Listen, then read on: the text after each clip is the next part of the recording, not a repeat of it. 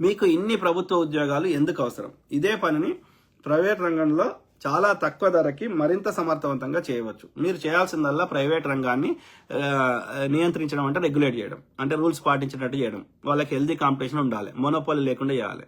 So కానీ మన రేవంత్ రెడ్డి గారు అట్లా చేస్తలేరు. ప్రభుత్వంలోనే అవసరం ఉన్నా లేకున్నా ఐరు చేసుకుంటా పోతా ఉన్నారు. ప్రభుత్వ ఉద్యోగులు ఏది అడిగితే అది యూనియన్లు పెట్టుకొని వాళ్ళు లంగ కథలు పడుతుంటే పని చేయకుండా, సో వాళ్ళకి ఏది కావాలంటే అది ఇచ్చేస్తూనే ఉన్నాడు, ఆయన చేతులకి వెళ్ళి ఇచ్చినట్టు. తెలంగాణ పరిశుభ్రత పచ్చదనం కోసం చెప్పండి మిత్రులారా, క్లీన్ అండ్ గ్రీన్. ఓకే, క్లీన్లీనే మన వీధులు క్లీన్గా ఉంటాయా? ఉండయి. మన చెరువులు క్లీన్గా ఉంటాయా? ఉండయి. ఏవి క్లీన్గా ఉండయి. ఎందుకుండే? ఏడవాడతారు, చెత్త వేస్తారు. చెత్త వేయకుండా ఉండడానికి ఏం చర్యలు తీసుకున్నావు? చెత్త వేసిన దాన్ని క్లీన్ చేయడానికి ఏం చర్యలు తీసుకున్నావు? వేయకుండా ఏం చర్యలు తీసుకున్నావు మీరు చెప్పండి. ఆడు ట్రాఫిక్ కానిస్టేబుల్ టికెట్ కొడుతున్నాడు, మరి చెత్త ఎడబడతాడు వేస్తే వానికి ఫైన్ వేసుడా, వాళ్ళని ఎడ్యుకేషన్ చేసుడా, ఏం చేసుడు? చెత్త ఎడబడతాడే వేయకూడదు. ఎందుకంటే వాడు చెత్త వేస్తే ఒకటి మన వీధులు క్లీన్గా అనిపించాయి, మనకు రోగాలు వచ్చే అవకాశం ఉంది. ఇవి మళ్ళీ వాన పడితే అవన్నీ పోయి చెర్లల్లో నదులలో కలుస్తున్నాయి, అవి కలుషితం అవుతున్నాయి. ఆ చెర్లల్లో నదులలో ఉండే చేపలు, సముద్రాలు ఉండే తాబేళ్ళు ఇంకోటి తిని అవి వస్తున్నాయి. కాబట్టి ఈ మొత్తం వ్యవస్థలు కంటామినేట్ అయిపోతున్నాయి. మన ఎవ్రీథింగ్ సిస్టమ్ నాశనం అయిపోతుంది, ప్రకృతి. కాబట్టి దీనికి మన ఆరోగ్యాలు పాడవుతున్నాయి. కాబట్టి దీనికి ఏం చర్యలు తీసుకున్నావు? శుభ్రంగా ఉంచడానికి ఏం చర్యలు తీసుకున్నావు? అట్లనే గ్రీనరీ పచ్చదనం కోసం ఏం చర్యలు తీసుకున్నావు? రోడ్ల మీద చెట్లు పెడితే అవి బతికాయి. ఓకే, అర్థమైందా? సో చిన్న చిన్న అడవులను పెంచాలి. ఏం చేస్తున్నావు? ఏమీ లేదు. 0%. Very unfortunate. మళ్ళీ ఆ దేశం అట్లా గ్రీన్గా ఉంది, ఈ దేశం అట్లా ఉంది అని చెప్తావు. మరి వాళ్ళు తీసుకున్న చర్యలు నువ్వు తీసుకోవాలి కదా. 1% లేదు. తడి వ్యర్థాలు అంటే ఈ మన ఏమంటారు, గడ్డి కానీ లేకపోతే మన ఇంట్లో వండుకునేటువంటి కూరగాయలు కానీ ఇవి కట్ చేస్తే అవి డీకంపోజ్ అయితే దాంట్లోకి వెళ్ళి మన కంపోస్ట్ వస్తుంది, ఎరువులు తయారు చేసుకోవచ్చు. అట్లనే దాంట్లో నుంచి బయోగ్యాస్ వస్తుంది, మీథేన్ వస్తుంది, మనం వంటకు వాడుకోవచ్చు. కాబట్టి దానికి సంబంధించిన ప్లాంట్స్ పెట్టాలి, మీథేన్ బయోగ్యాస్ ఉత్పత్తి ప్లాంట్స్ పెట్టి ఈ dry waste wet waste collect చేసి దాన్ని మనము ఏమంటారు, మనము విదేశాల నుంచి ఎల్పిజి ఇంపోర్ట్ చేసుకోవాల్సిన అవసరం లేదు. మనము ఈ గ్యాస్ సిలిండర్స్ మనమే క్రియేట్ చేసుకోవచ్చు మన ఈ వేస్ట్ ద్వారా, బయో వేస్ట్ ద్వారా. సో దానికి సంబంధించిన ప్లాంట్స్ కానీ బెంగళూరులో కొంత పర్సెంటేజ్ ఉన్నాయి, కానీ అట్లాంటి మన దగ్గర ఎన్ని పెట్టిండు? ప్రతి గ్రామంలో పెట్టవచ్చు, ప్రతి టౌన్లో పెట్టవచ్చు, సిటీలో కూడా అనేకం పెట్టుకోవచ్చు. ఎంత డైలీ ఎంత బయో వేస్ట్ ప్రొడ్యూస్ అవుతుంది కూరగాయల నుంచి, వీటి నుంచి మనం పడేసే వాటి మీద. సో మరి వాటికి సంబంధించి ఎన్ని మీథేన్ బయోగ్యాస్ ప్లాంట్స్ మన రాష్ట్రంలో ఏర్పాటు చేశాడు రేవంత్ రెడ్డి గారు? 0. పొడి వ్యర్థాలు అంటే డ్రై వేస్ట్, అంటే అందులో రీసైకిల్ చేసేవి ఉంటాయి, అవి సపరేట్ చేయాలి. ఓకే, అన్ని ఇప్పుడు ప్లాస్టిక్ ఉంది, ప్లాస్టిక్ని భూమిలోకి తీసి మనం ప్లాస్టిక్ తయారు చేయడానికి ఎంత ఎఫర్ట్ పెట్టినాం, మళ్ళీ అది భూమిలో వేసినా కరగది, అది మట్టి కావడానికి మిలియన్ సంవత్సరాలు పడుతుంది. కాబట్టి మళ్ళీ రీసైకిల్ చేస్తే దాన్ని మళ్ళీ కరిగించి మళ్ళీ ప్లాస్టిక్ వస్తువులకు వాడుకోవచ్చు. కాబట్టి ఈ సపరేట్ మెకానిజం ఏది రీసైకిల్కి? ప్లాస్టిక్ని మళ్ళీ భూమిలో చెత్తలు వేయకుండా దాన్ని మనం సపరేట్గా కలెక్ట్ చేసి దాన్ని మనం వాడుకునే ఏర్పాటేది? Question mark. ఓకే, సో అట్లనే డ్రై వేస్ట్ నుంచి మనము ఏమంటారు ఎలక్ట్రిసిటీ ప్రొడక్షన్, ఇన్సినరేటర్ అంటారు, కాలబెట్టి దాని నుంచి మనము ఏమంటారు ఎలక్ట్రిసిటీ ప్రొడక్షన్ చేసుకోవచ్చు. చైనా కానీ అనేక దేశాలు చేస్తున్నాయి. సో వాళ్ళ విషవాయువులు రాకుండా వాళ్ళు చేయగలుగుతున్నారు. సో అట్లా చేస్తలేరు. మన దగ్గర డంప్ యార్డులు ఉంటాయి, ఆ డంప్ యార్డులు పెడితే ఆ డంప్ యార్డులు కాలబెడితే మనకి ఏమంటారు రోగాలు వస్తున్నాయి, శ్వాసకోశ రోగాలు, అనేక రోగాలు వస్తున్నాయి. రెండోది అక్కడ ఉన్నటువంటి వాటర్ బాడీస్, నీళ్లు, భూగర్భ జలాలు కంటామినేట్ అవుతున్నాయి. అవి బోర్లు, బాయిల ద్వారా ఎవరైనా తాగినా ఏమైనా చేస్తే రోగాలు వస్తున్నాయి.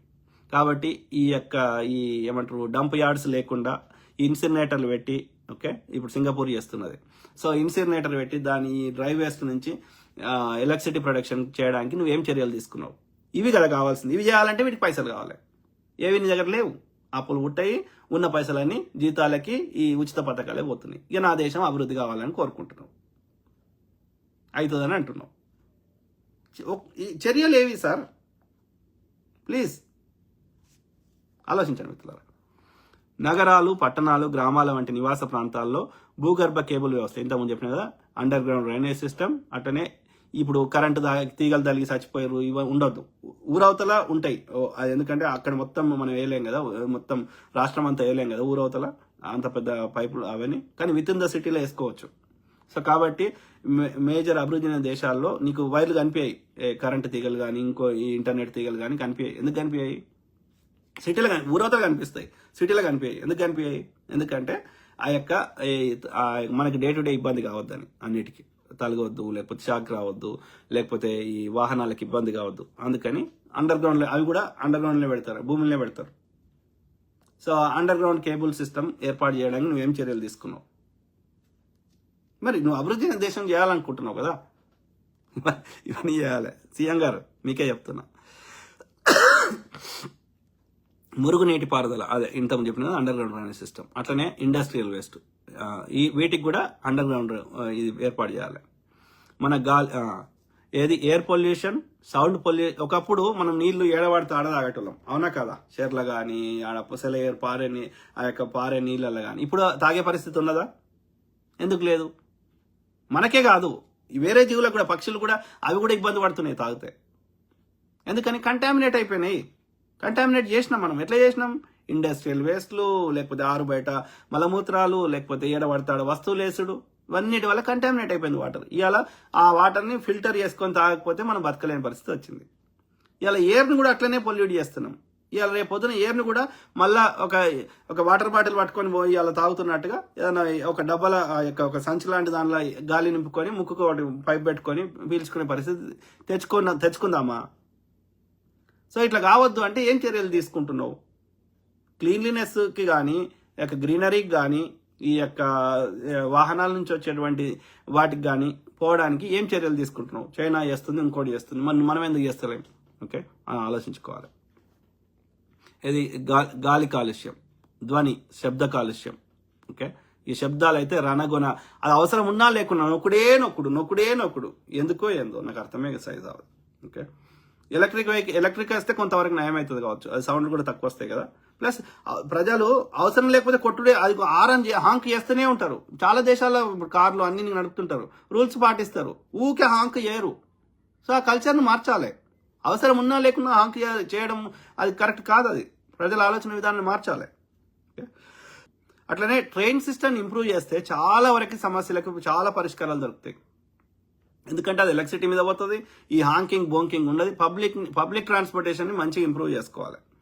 తర్వాత వాటర్ బాడీస్ అంటే చెరువులు, నదులు, ఈ లేకులు, ఇవన్నీ ఏవైతే ఉన్నాయో ఆ యొక్క వాటిని కాలుష్యం చేస్తున్నాం, అవి తగ్గించుకుని వీటికి ఏం చర్యలు తీసుకున్నాం అని అడుగుతున్నా సీఎం గారిని. ఓకే, పరిశుభ్రమైన ఉపయోగపడే పబ్లిక్ టాయిలెట్స్ని ఒక్క దగ్గర చెప్పండి. ఎంత ఫేమస్ పార్క్ అయినా, దుర్గం చెరువు అయినా, ఇంకోటైనా, సంజీవ పార్క్ అయినా, ఇంకో పార్క్ అయినా, అలాగ పోయి కంఫర్టబుల్ బస్ స్టాండ్లలో అయితే ఇంకా అన్నిటికంటే వరస్ట్.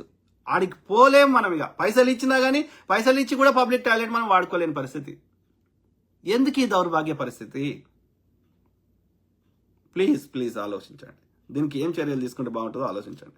మీకు అర్థం కాకపోతే దానికి ఒక కమిటీ, టైం బౌండ్ కమిటీ చేసి అభివృద్ధి దేశంలో ఎట్లా మెయింటైన్ చేస్తారు పబ్లిక్ టాయిలెట్స్ తెలుసుకోండి. అట్లా మనం కూడా ఎట్లా మెయింటైన్ చేద్దామో ఆలోచించండి. But we need to improve the quality. మనం చేస్తున్నాం ఆల్రెడీ, మనం కొత్తగా చేసేది ఏం లేదు, వాళ్ళు నేర్చుకునేది ఏం లేదు. ఎయిర్పోర్ట్లో ఎంత నీట్గా ఉంటాయి టాయిలెట్స్, ఇండియా అని చెప్తున్నా, అమెరికా చెప్తలేను. అట్లా మెయింటైన్ చేయి, అయిపోయింది, సింపుల్.